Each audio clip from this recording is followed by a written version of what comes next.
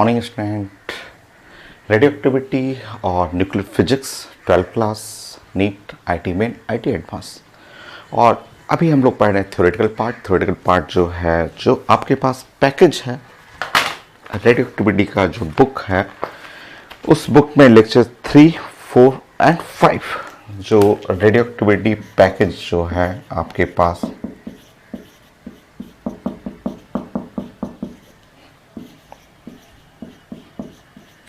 उस पैकेज का लेक्चर 3 और लेक्चर 4 और लेक्चर 5 जो बहुत आसान है। ये थ्योरेटिकल क्वेश्चन है और अभी हम लोग इस लेक्चर में फाइनल करेंगे। इस लेक्चर में ये कंप्लीट कर लेते हैं, इसमें फाइनल हो जाएगा मेरा, जिसके अंदर हम लोग property of the alpha, beta, gamma ray, group displacement law, disintegration series, last class alpha, beta, gamma, neutron, positron, electron सब हम लोग डिस्कस किए थे, प्रोटॉन, न्यूट्रॉन सब एमिशन के लिए। बहुत ज़्यादा इजी थ्योरेटिकल टॉपिक है, ये कंप्लीट हो गया है और अभी इस लेक्चर में ये लेक्चर मैं कंप्लीट करूँगा, फाइनल हो जाएगा। छोटा सा ही लेक्चर है। सो नेक्स्ट 14 पॉइंट में हमें टेस्ट ऑफ रेडियो एक्टिविटी पढ़ना है। रेडियो एक्टिविटी टेस्ट करने के लिए दो कॉन्सेप्ट है, एक तो विल्सन क्लाउड चैम्बर, एक गीगर मोलर काउंटर होता है। सो आप नेक्स्ट पढ़ेंगे यहाँ पे 14 पॉइंट पे test of radio activity.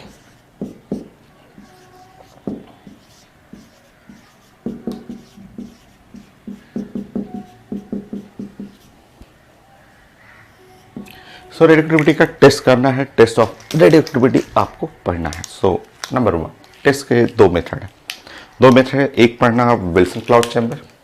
Number 1 Wilson cloud chamber.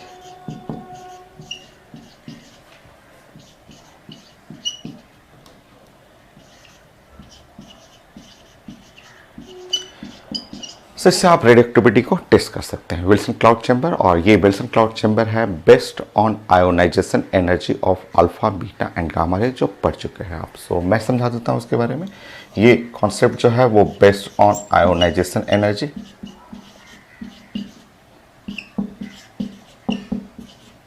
Ionisation power या ionisation energy of alpha, beta and gamma रे।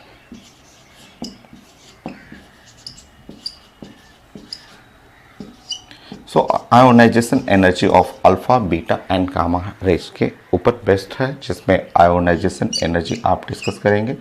तो आयोनाइजेशन एनर्जी अल्फा का सबसे ज़्यादा होगा, देन उसके बाद बीटा होगा, उसके बाद गामा होगा। ये आप पढ़ चुके हैं। इस कॉन्सेप्ट के ऊपर वर्क करेगा Wilson cloud chamber.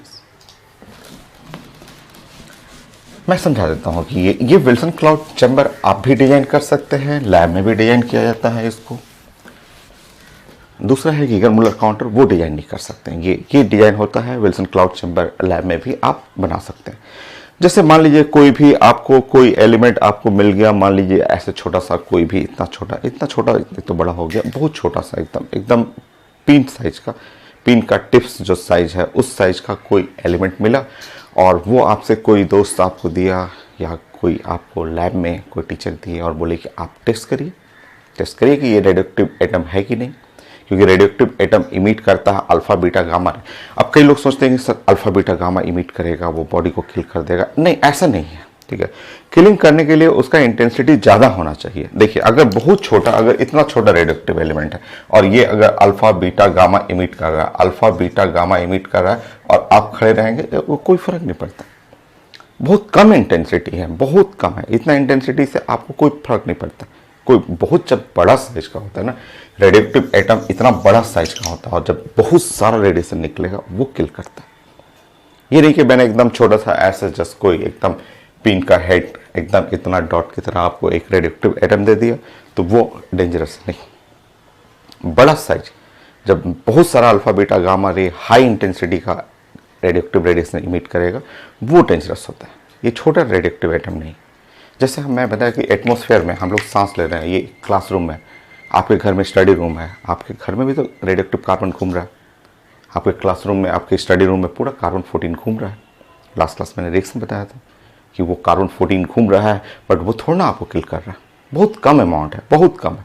Radioactive carbon है, उसका हाफ लाइफ बहुत ज़्यादा है, वो एकदम किल नहीं करता। लो इंटेंसिटी में प्रॉब्लम नहीं है। तो किसी ने आपको दे दिया एकदम छोटा सा एलिमेंट, एकदम ऐसा एकदम पत्थर की तरह छोटा सा एलिमेंट दे दिया और बोला कि ये एलिमेंट है भाई, ये रेडियोएक्टिव एलिमेंट है, आप पता करके बताइए कि है कि नहीं।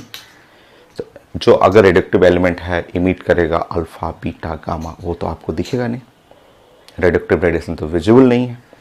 रेडियोएक्टिव रेडिएशन आप स्मेल नहीं कर सकते हैं, विजिबल नहीं है, देख नहीं सकते हैं, टेस्ट नहीं कर सकते। सो हमें पता करना है कि रियली ये अल्फा बीटा गामा इमिट कर रहा है कि नहीं। तरीका, ये चैम्बर आप डिजाइन कर सकते हैं। विल्सन क्लाउड चैम्बर लैब में भी लोग बना लेते हैं। आपको क्या करना है कि एक ग्लास का ऐसे बल्ब लेना है, ठीक है। ये ट्रांसपेरेंट जो है,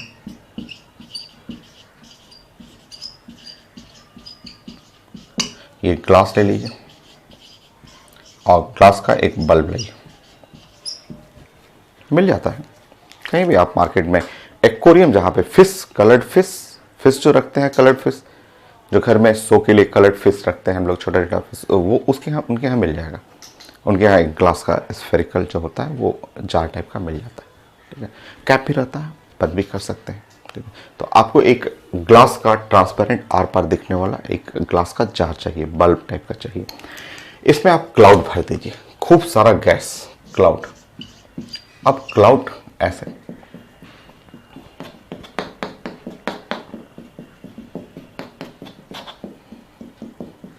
अब कैसे क्लाउड कैसे आएगा, धुआं कैसे भरेंगे इसका।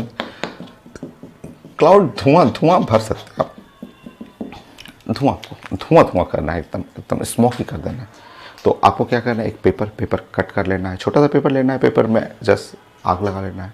जैसे आग लगेगा वो पेपर को लेकर के जलते हुए पेपर को ग्लास में डाल दीजिए, कैप बंद कर दीजिए।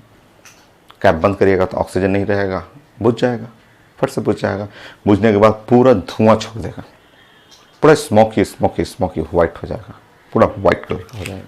तो क्लाउड क्रिएट करना है, ये सब आराम से आप लैब में क्रिएट कर लिया जाता है। ये जो विल्सन का क्लाउड चैम्बर वो जो है एक ग्लास का ट्रांसपेरेंट, आपको कई मेथड है और कई अलग अलग तरीके से भी लोग इसके ऊपर ब्लैक सीट भी लगा देता है, ईथर अल्कोहल का सॉल्वेंट के अंदर भी डुबा देते हैं। कई तरीका होता है क्लाउड जनरेट करने के लिए।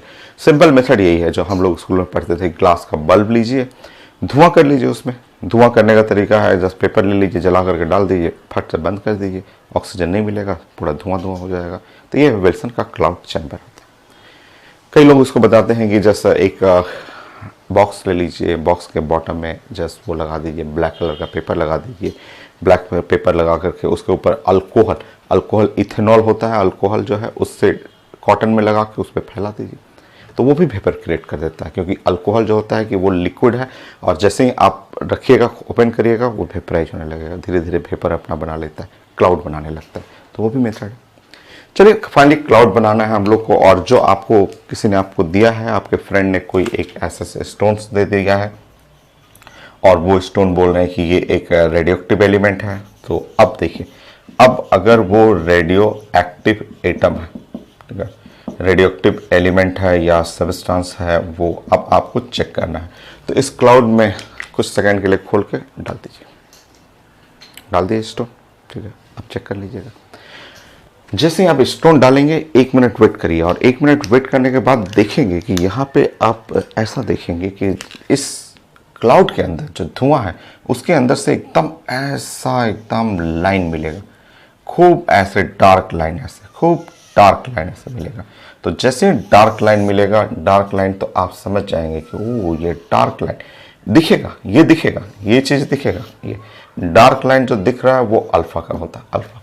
आपको ऐसा फील होगा कि कभी कभी मॉर्निंग में हम लोग जाते हैं, छत के ऊपर चले गए, छत के ऊपर जाते हैं तो देखते हैं कि ब्लू स्काई है और उसमें कोई जेट प्लेन, आर्मी का जो जेट प्लेन है, देखते हैं ऐसे जाता है, जाते हुए एकदम लाइंस ऐसे बनाते हुए, जैसे फ्यूल डिस्चार्ज का व्हाइट लाइंस बनता है, तो दिखता है। छत पे हम लोग कभी जाते हैं तो ब्लू स्काई और उसमें व्हाइट लाइनिंग दिखता है, एग्जैक्टली सेम फील होगा। सो विल्सन क्लाउड चैम्बर एक्चुअली हुआ क्या, अल्फा इमिट हुआ, निकला अल्फा जैसे ही बाहर निकला रेडियोएक्टिव एलिमेंट से, उसके सामने क्लाउड गैस दिखा और अल्फा का आयोनाइजेशन एनर्जी क्या है, बहुत ज़्यादा है, बहुत हाई आयोनाइजेशन एनर्जी। जैसे क्लाउड दिखेगा, गैस दिखेगा, उसको आयोनाइज कर देगा, आयोनाइज करते हुए एकदम मोटा सा थिक ट्रैक बनाते हुए निकलेगा और वो फील होगा जैसे स्काई में लगता है कि फाइटर प्लेन जा रहा है, वैसा फील होगा। तो इस तरह आप चेक कर सकते हैं कि रेडियोएक्टिव एलिमेंट जो होता है ये थिक पाथ, ये पाथ जो है अल्फा का है। डॉटेड डॉटेड पाथ होता है, अगर थोड़ा मोड़ा डॉटेड डॉटेड कहीं कहीं बीच बीच में टूटा टूटा टूटा टूटा पाथ दिखे तो वो पाथ हम लोग बोलते हैं वो बीटा का पाथ होता है। तो इस तरह आप लैब में चेक कर सकते हैं, घर पे चेक कर सकते हैं। यह है विल्सन का cloud chamber based on ionisation energy of alpha beta and gamma, जो कि सिंपल डिजाइनिंग है। क्लाउड एक ग्लास का ट्रांसपेरेंट रखना है ताकि आर पर आप देख पाएं, और उसमें क्लाउड जनरेट करना है। जो एलिमेंट्स जिस पे आपको टेस्ट करना है कि ये रियली रेडियोएक्टिव एलिमेंट है कि नहीं, अल्फा बीटा गामा इमिट कर रहा है कि नहीं, वो डाल दीजिए उसमें, क्योंकि अल्फा बीटा गामा विजिबल तो है नहीं। अब जैसे डालिएगा 2 मिनट वेट करिए और देखिएगा कि अल्फा निकलेगा तो रास्ते में जितना क्लाउड है सबको आयोनाइज करते हुए एक अपना ट्रैक बनाएगा। ट्रैक बनाते हुए निकलेगा, मोटा सा लाइन बनेगा जो गैस के बीच में क्लाउड के बीच में व्हाइट लाइन एकदम साफ दिखेगा। वो लाइन है अल्फा के लिए, डॉटेड लाइन बीटा के लिए। हो गया, ये है विल्सन क्लाउड चैम्बर। तो ये है लैब में क्रिएट किया जाता है। दूसरा नहीं, दूसरा जो है वो इलेक्ट्रॉनिक इंस्ट्रूमेंट है और उसको हम लोग को पढ़ना है Geiger Muller counter.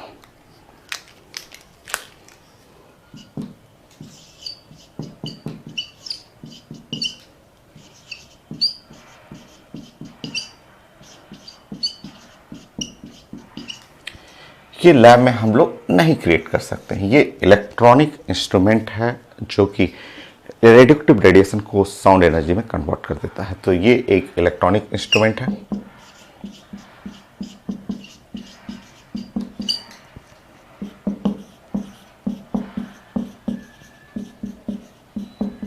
which convert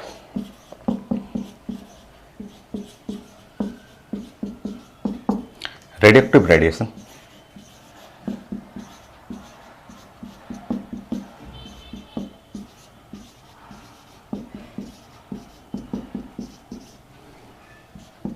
into sound energy।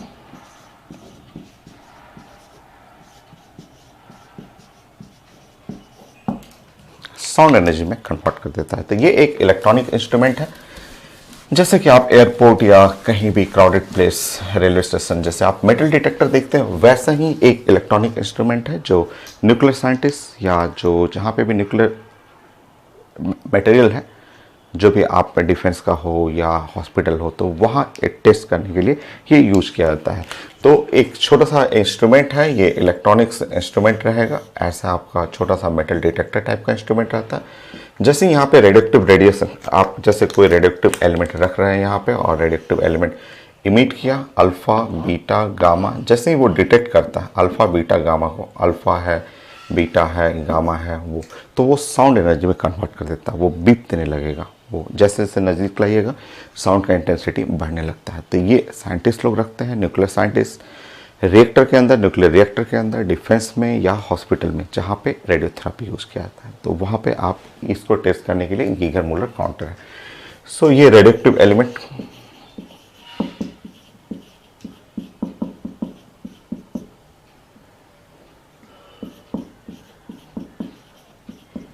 और यहाँ पे आपको साउंड, ये साउंड एनर्जी कन्वर्ट कर देता है।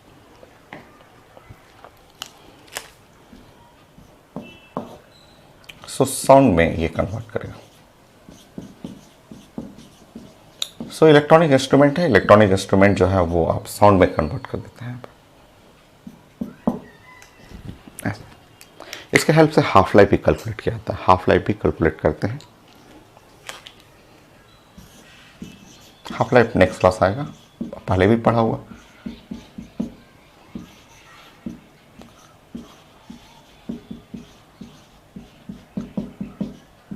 Half life of radioactive atom,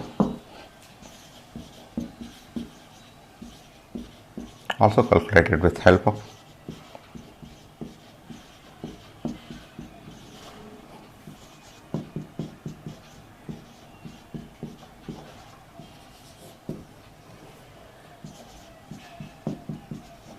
Geiger Muller counter.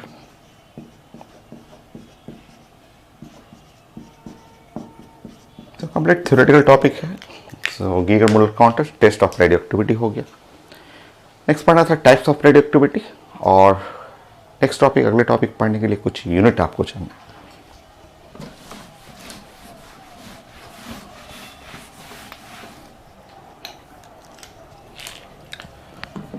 15 types of radioactivity.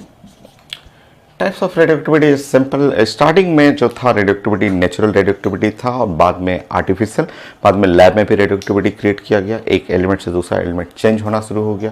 तो natural and artificial radioactivity. Natural radioactivity Henry Becquerel ने खोजा था। So number 1 natural radioactivity.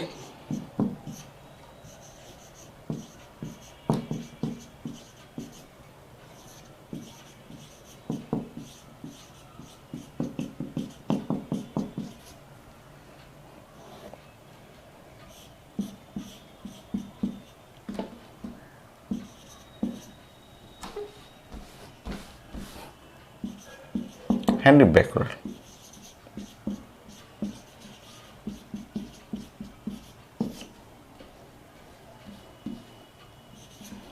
Henry Becquerel ने खोजा था। स्टार्टिंग में नेचुरल रेडियोएक्टिविटी था और उन्होंने स्टार्टिंग में बस उनको फोटो फिल्म पे, ये उनको सबसे पहले ये फिल्म पे दिखा था कि ये जो सिल्वर ब्रोमाइड का जो फोटो फिल्म है, ठीक है, जो सिल्वर ब्रोमाइड का जो फोटो फिल्म होता है वो डैमेज हो गया था।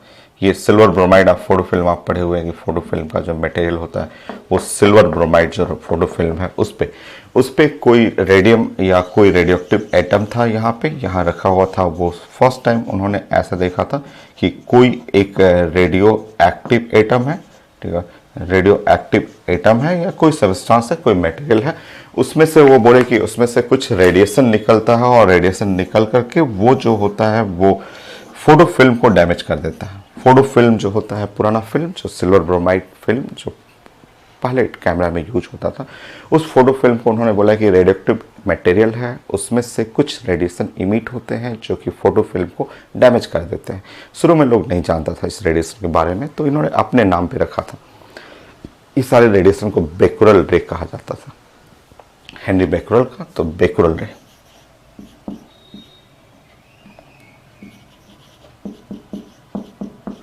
सो ये बैकरल रे हुआ।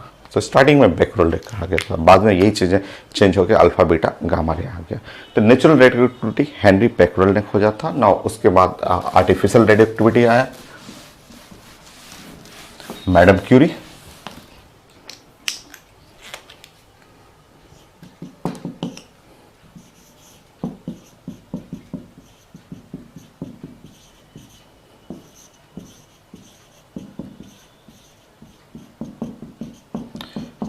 नेक्स्ट टर्म है आर्टिफिशियल रेडियोएक्टिविटी, उसमें मैडम क्यूरी का नाम आया।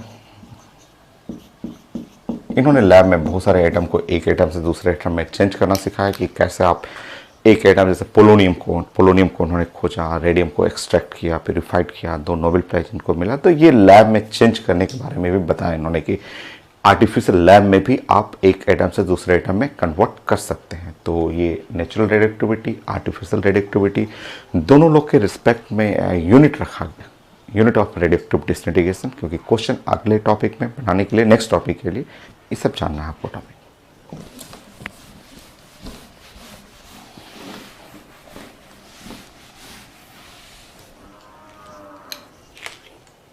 Third point, so unit of radioactive disintegration,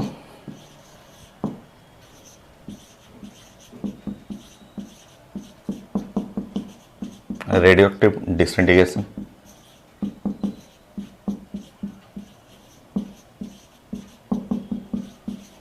radioactive disintegration science में -dN/dt बोलते हैं। इसके बारे में नेक्स्ट क्लास आप काफ़ी डिटेल में पढ़ेंगे। तो यूनिट ऑफ रेडियोएक्टिव डिसइंटीग्रेशन जो है वो यूनिट कहलाया DPS, शॉर्ट में ऐसे लिखते हैं DPS ऐसा। DPS को हम लोग साइंस में पूरा पढ़ते हैं, लिखते हैं, तो डिसइंटीग्रेशन पर सेकेंड कहलाता है। ये ऐसा यूनिट है, डिसइंटीग्रेशन पर सेकेंड। D4 डिसइंटीग्रेशन,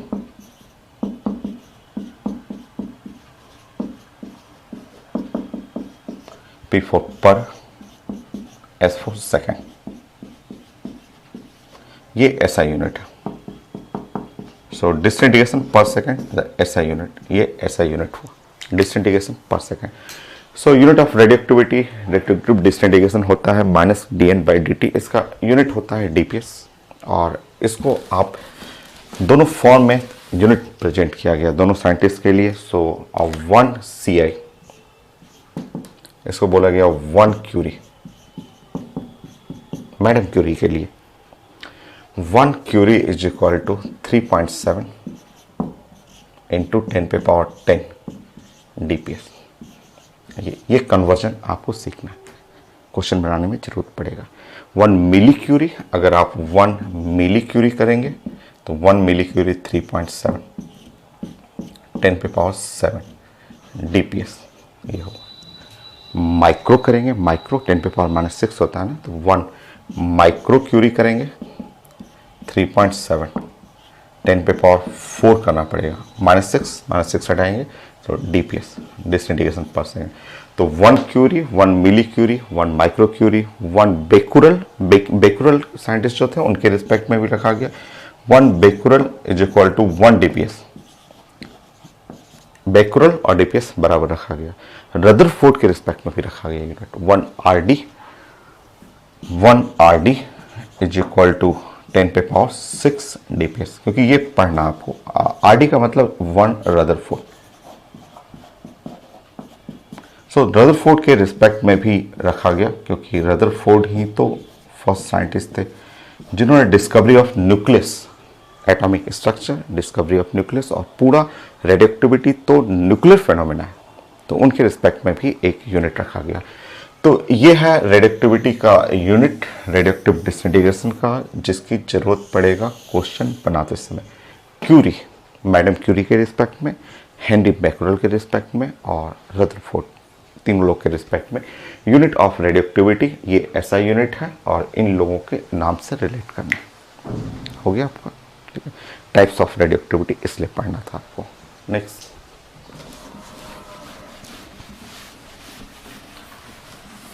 छोटे छोटे पॉइंट ही हैं, 2-3 पॉइंट और आपको डिस्कस करना था। 1560, आप जानते हैं radioactive disintegration first order kinetic follow करता है। केमिकल काइनेटिक, रेडियोएक्टिविटी एकदम सेम टॉपिक है, सारा क्वेश्चन बनाने का मेथड सेम है, वही हाफ लाइफ, वही एवरेज लाइफ, वही सारे ग्राफ, वही मीन लाइफ, सारा क्वेश्चन बनाने का तरीका भी same. So radioactive disintegration first order reaction. So radio active disintegration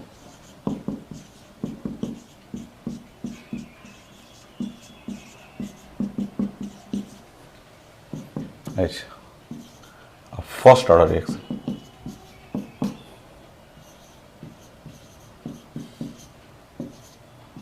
ये एक फर्स्ट ऑर्डर रिएक्शन है, first order reaction.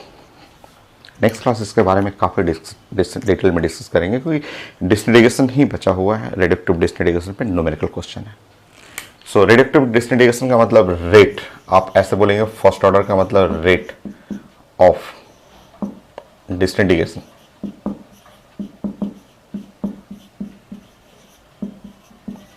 So rate of disintegration is proportional to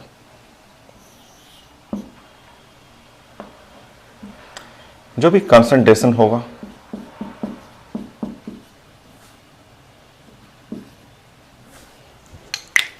रुकिए, आपको इसको तो पढ़ना है नेक्स्ट क्लास में, तो आप ऐसे समझेंगे फर्स्ट ऑर्डर रिएक्शन। पहले आप समझिए कि ये क्या है, आपका टॉपिक क्या है, रेडियोएक्टिव, ये क्या है, डिसइंटीग्रेशन। डिसइंटीग्रेशन का मतलब क्या हुआ, डिसइंटीग्रेशन का मतलब होता है जस्ट टूटना, टूट रहा है, टूट रहा है तो इसके लिए रेट जो लिखेंगे ना, तो रेट रेडियोएक्टिव डिसइंटीग्रेशन, तो इसका लिखना है माइनस, लिखना है माइनस, डिसइंटीग्रेट कर रहा है ना, टूट रहा है। और फिर आपको लिखना है dN/dt, dN/dt, इसी को बोलते हैं rate of disintegration. First order, तो फर्स्ट ऑर्डर का मतलब प्रोपोर्शनल टू n⁻1, ये है, यही है ऑर्डर, फर्स्ट ऑर्डर, यही फर्स्ट ऑर्डर कहलाता है। रेट प्रोपोर्शनल टू पावर 1, यही है 1, ये जो 1 हुआ यही साइंस का फर्स्ट ऑर्डर। ये माइनस में लगा है डिसइंटीग्रेशन के लिए, ये टर्म रिप्रेजेंट कर रहा है रेट को, रेट, स्पीड, dx/dt। तो यहाँ n एटम है, एटम टूटता है ना, तो ये जो आप टर्म देख रहे हैं पूरा माइनस dN/dt, तो आप इसको हटा सकते हैं, minus dN/dt is equal to lambda into n power 1। इसको सॉल्व करेंगे, नेक्स्ट क्लास इसका integral form, differentiation form, question सब पढ़ेंगे हम लोग। तो ये है रेट ऑफ डिसइंटीग्रेशन। ये जो निगेटिव है, निगेटिव का मतलब हुआ ये रेट ऑफ डिसइंटीग्रेशन।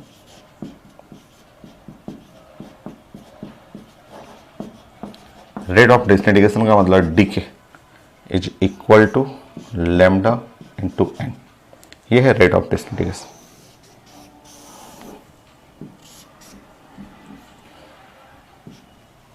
ये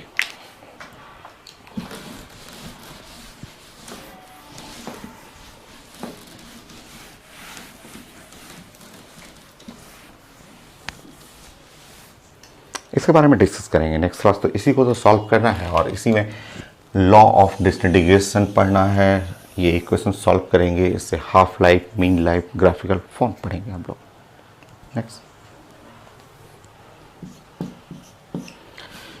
नेक्स्ट पढ़ना है कि रेडियोएक्टिव डिसइंटीग्रेशन एक नेचुरल फिनोमेना है। ये नेचुरल, स्टार्टिंग फर्स्ट डे ही डिफिनेशन में आपने पढ़ा था, ये नेचुरल प्रॉपर्टी है which not depend on any external change. So radioactive disintegration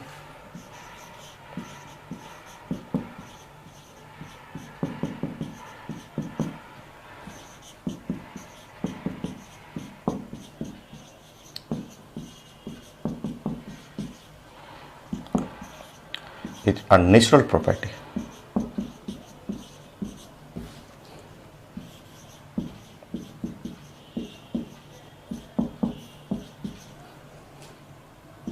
which not depend on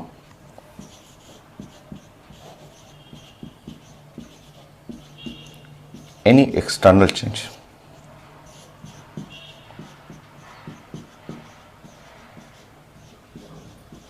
So which not depend on any external change. मतलब मैं समझा रहा हूँ।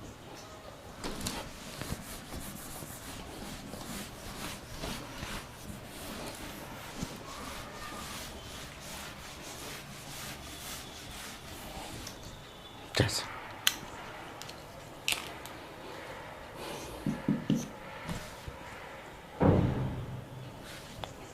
मान लीजिए ऐसे आपके पास एक यूरेनियम,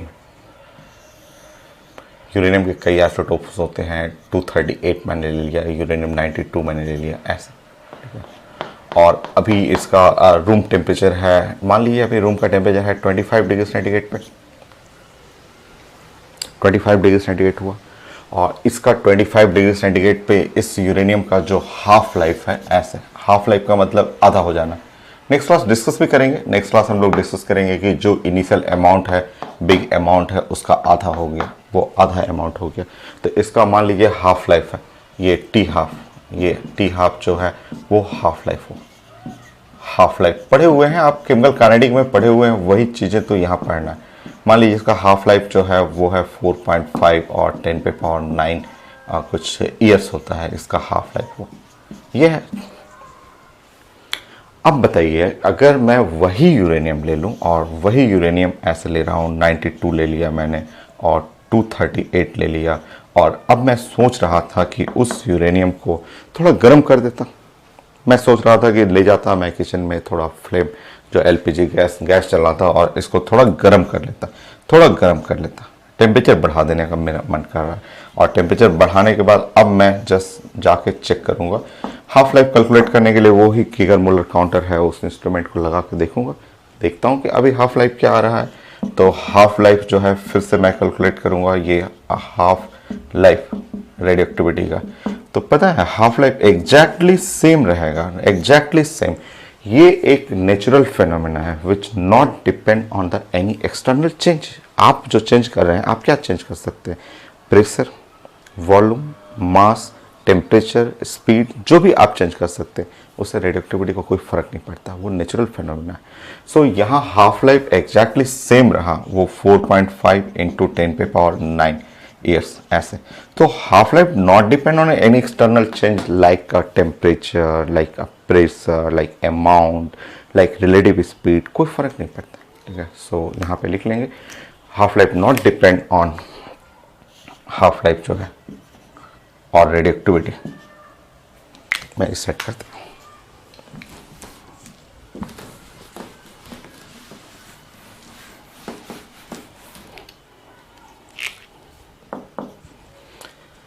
सो हाफ लाइफ और रेडियो एक्टिविटी,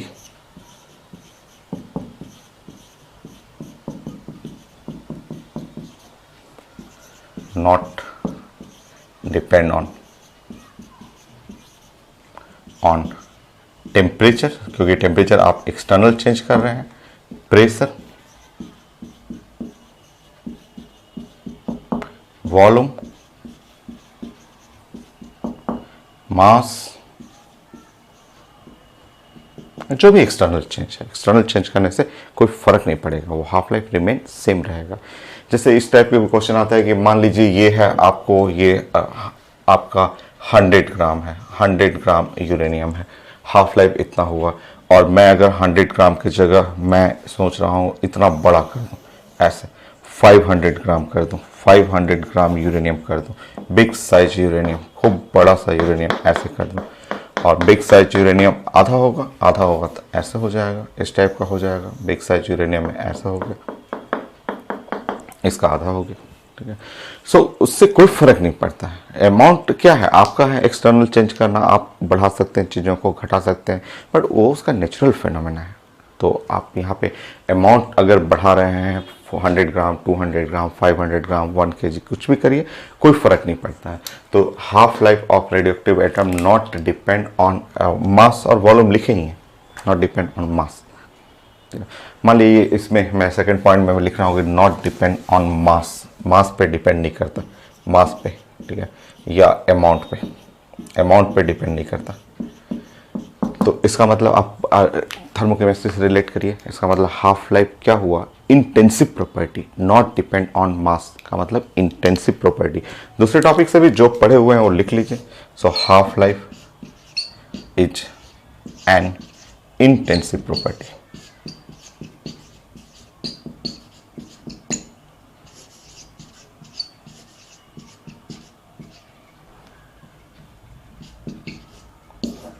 ऐसे भी क्वेश्चन छोटा छोटा हम देखें, थ्योरेटिकल क्वेश्चन की, मान लीजिए कि एक रेडियोएक्टिव एलिमेंट है और उसका रेट ऑफ डीके x है, ऐसा बोलते हैं कि, और ऐसे जस्ट इस तरह भी क्वेश्चन रहता है कि एक रेडियोएक्टिव एलिमेंट है, वो एक कार में या ट्रेन में रखा हुआ है, और रेडियोएक्टिव एलिमेंट का रेट ऑफ डीके, इसका टूटने का रेट x है, x is the rate of decay. अब बोलते हैं लोग कि क्या है कि अब जो कार है या ट्रेन है वो चलने लगा और चलना शुरू कर दिया विद स्पीड v से। अब लोग पूछता है कि अब इसका रेट ऑफ डीके, टूटने का रेट क्या हो गया, तो क्वेश्चन में रहेगा कि x plus V, x minus V, x रहेगा या x बाई वी, ऐसे पूछ देगा कि रेट ऑफ डीके। तो आपको ऐसा देना है कि rate of decay again x, car जो चल रहा है, ट्रेन चल रहा है, वो तो एक्सटर्नल चीज़ है, वो आपने कार चलाया है, तो ये सब एक्सटर्नल इफेक्ट हुआ, प्रेशर हुआ, मास हुआ, टेम्परेचर हुआ, वॉल्यूम हुआ, अमाउंट बढ़ाना, रिलेटिव मोशन करना, ये सब एक्सटर्नल चेंजेस हैं, और एक्सटर्नल चेंजेस से रेडियोएक्टिविटी चेंज नहीं होता है। तो ये कंप्लीट थ्योरेटिकल टॉपिक है, सो ये आप नोट करेंगे, और 2-3 पॉइंट है, मैं चेक कर लेता हूँ क्या क्या बचा हुआ है, देन फाइनल करते हैं इस टॉपिक को।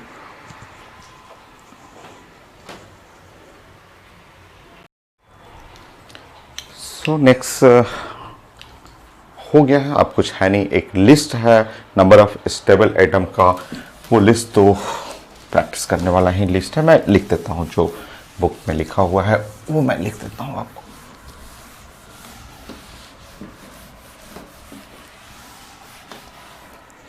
लिस्ट आपको पढ़ना था जो 18 पॉइंट।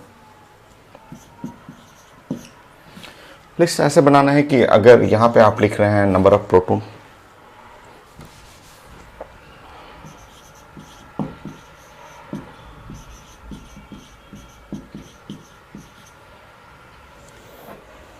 लिख रहे हैं नंबर ऑफ न्यूट्रॉन्स,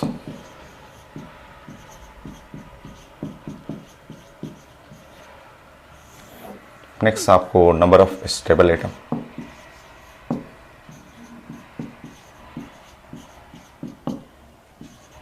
कितने एटम्स जो हैं वो स्टेबल हैं। सिंपल एक छोटा सा लिस्ट लिखा हुआ है, और एक दो बार आया भी हुआ पेपर में किसी एग्जाम में।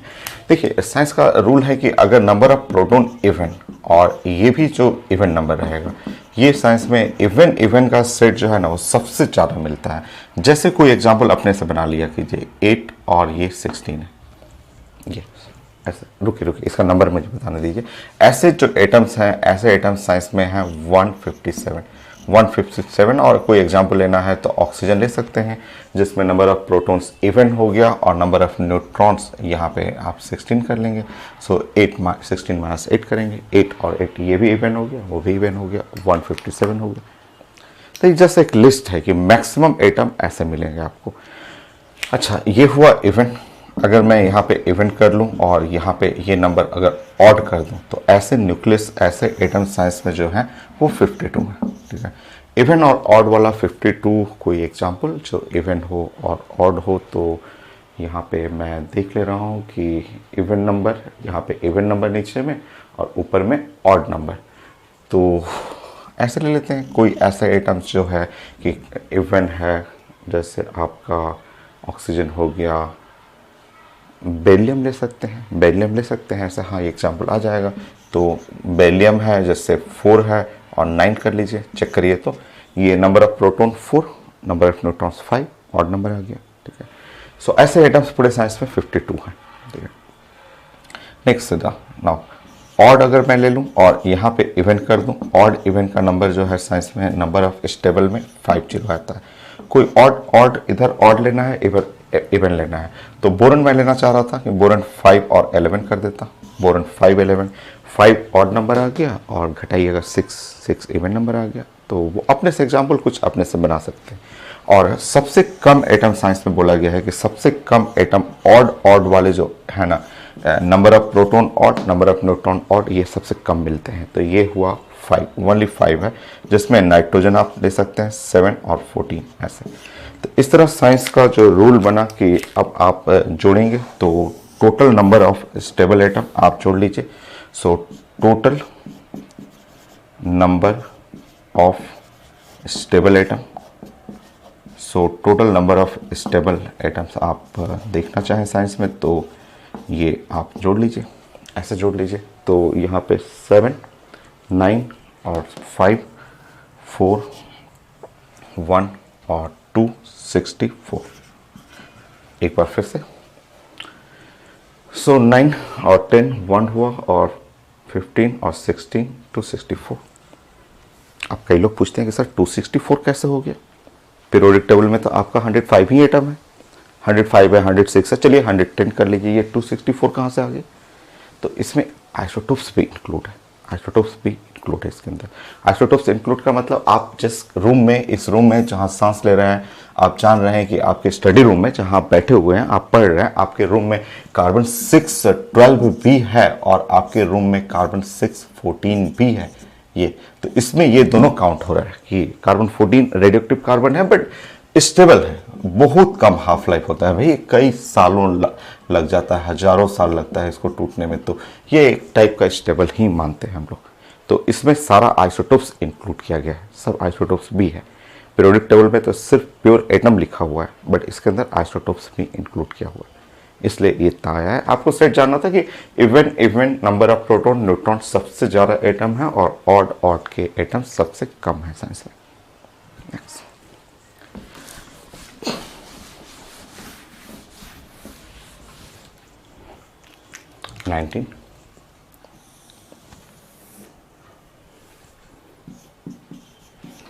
एक छोटा मोटा टर्म कहीं लिखा रहेगा, न्यूक्लियर आइसोमर्स।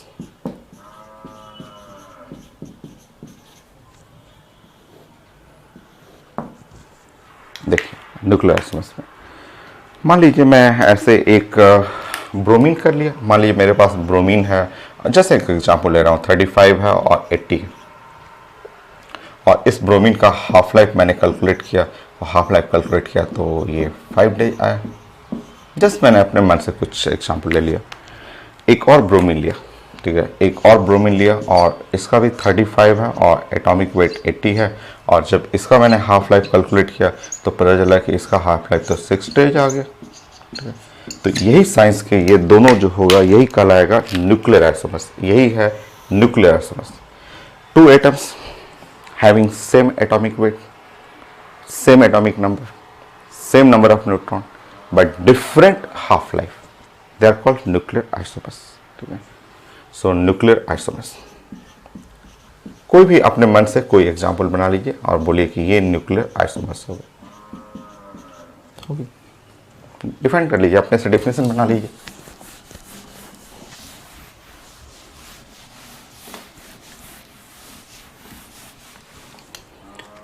लिख लीजिए कि 2 atoms having same atomic number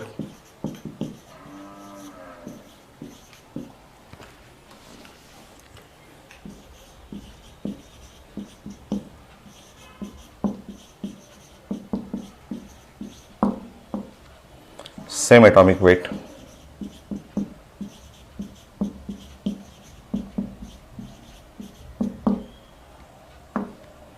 same number of neutron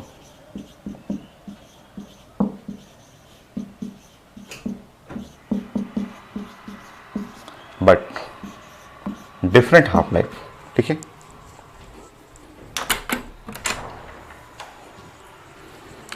लिखिए but different half life,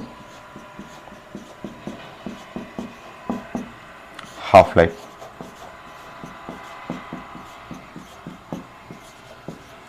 are defined as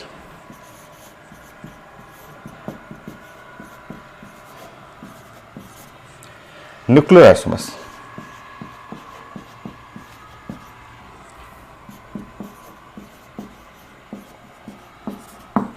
सो आप अपने से डेफिनेशन लिख सकते हैं। कोई एग्जाम्पल आप बना लीजिए, लिख लीजिए। कितना हो 19 पॉइंट। लास्ट पॉइंट, एक पॉइंट और है, लास्ट हो गया है मेरा। बस आपको एक पॉइंट और मैं 20 कर देना चाह रहा था। तो 20 में कोई एक क्वेश्चन लेना चाहूंगा मैं, कोई एक क्वेश्चन। तो आपका सारा बन जाएगा, सारा 100% कंप्लीट होगा, एक भी डाउट नहीं होगा। तो एक क्वेश्चन मैं ले रहा हूँ, न्यूमेरिकल टाइप का है, बट देखिए पढ़ा हुआ है। मुझे बस 19 पे नहीं छोड़ना था, 20 पे करना था, इसलिए मैं ले रहा हूँ, बट सब आपका पढ़ा हुआ है। Atomic number of bromine is 35 और एटॉमिक वेट 80। सो ब्रोमीन के बारे में लिखा हूँ, यहाँ ब्रोमीन लिखा हुआ है, ये है 35 और 80। 2 isotopes of bromine present in equal amount, ये लिखा हुआ 2 isotopes of bromine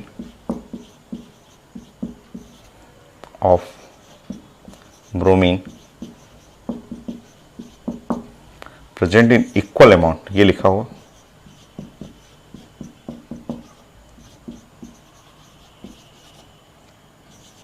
ये लिखा हुआ पेपर में।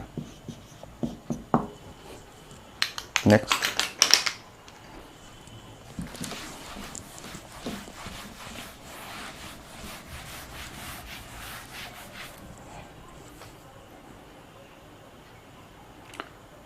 Number of neutron. सो हमें चाहिए number of neutron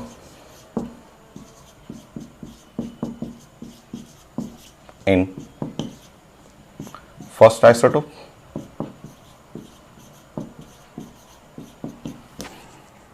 second isotope,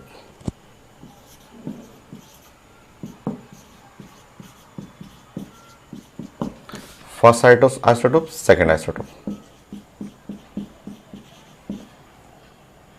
34, 36, 44, 46, 45, 47, 79, 81। ये पूछ रहे हैं। लास्ट क्वेश्चन,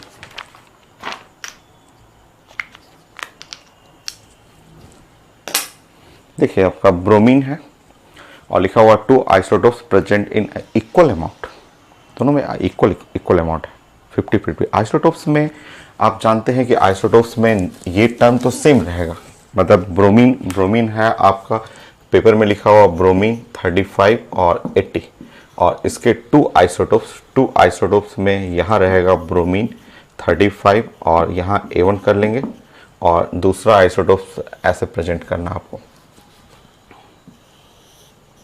सो ये है ब्रोमीन 35 और A2, और दोनों इक्वल अमाउंट में है। ये 50% ये है और ये 50% ये है।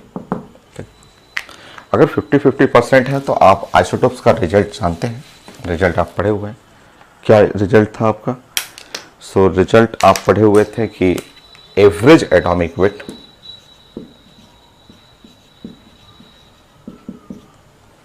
जो एवरेज एटॉमिक वेट था, ठीक है, ऐसे ये पढ़े हुए हैं। ये A1 पहला वाला है 50%, तो A1 ऐसे, तो A1 जो हुआ और into multiply by 50 plus A2 multiply by 50 और डिवाइड बाय 100।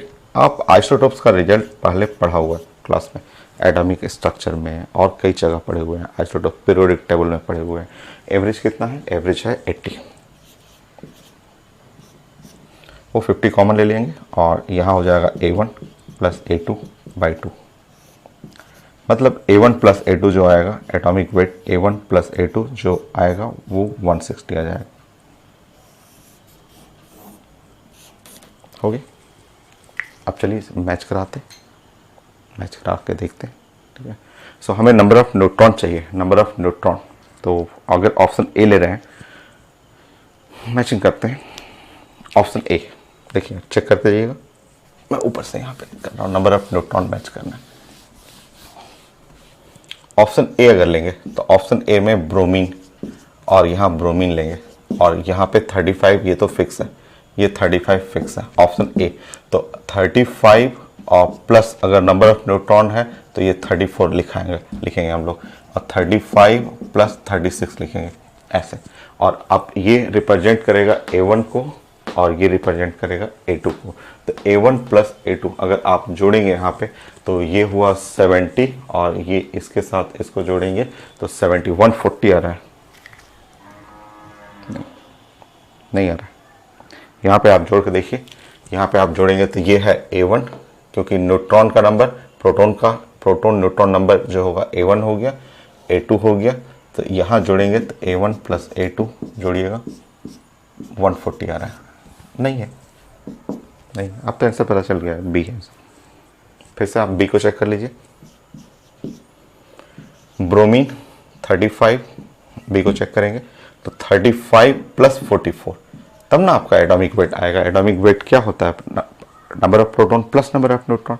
तो न्यूट्रॉन यहाँ लिखा हुआ है, न्यूट्रॉन बी में लिखा हुआ 44 और दूसरा ब्रोमीन नीचे में 35 और 35 प्लस 46। आप जोड़ लीजिए, ये है A1 और A2। सो यहाँ पे अब आप जोड़ेंगे A1 प्लस A2 तो 70, ये 70 हो गया और 90 हो गया, तो 160 करेक्ट है, ये करेक्ट है, बी करेक्ट है। और चेक कर लीजिएगा, और कहीं नहीं आएगा, चेक करके देख सकते हैं, और कहीं नहीं।